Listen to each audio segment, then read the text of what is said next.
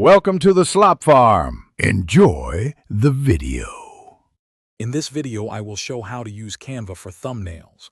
To begin, open Canva and search for YouTube thumbnail templates. You'll find thousands of pre-designed options, or you can start fresh with a blank canvas.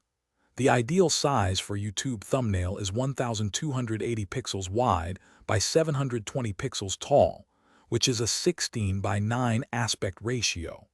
This ensures your thumbnail looks crisp and professional across all devices, from mobile phones to desktop computers. Now let's dive into designing. You can easily upload your own images or explore Canva's vast library of stock photos and videos. Add engaging text using a wide array of fonts, colors, and effects to make your message pop.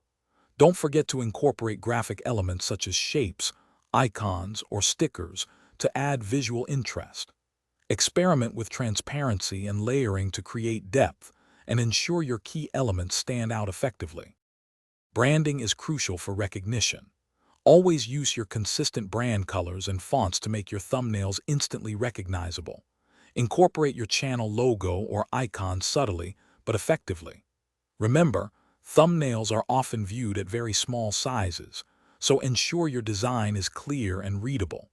High contrast elements and bold text will help your thumbnail stand out in a crowded feed, encouraging more clicks and views. Once your masterpiece is complete, it's time to export. Download your thumbnail in a high-quality format such as PNG or JPG. Aim to keep the file size under 2 megabytes for quick uploading to platforms. Before publishing, always test how your thumbnail looks on various devices, including mobile phones and desktops. Consider creating 2 or 3 different versions to a /B test, helping you discover which designs perform best with your audience. Thanks for watching.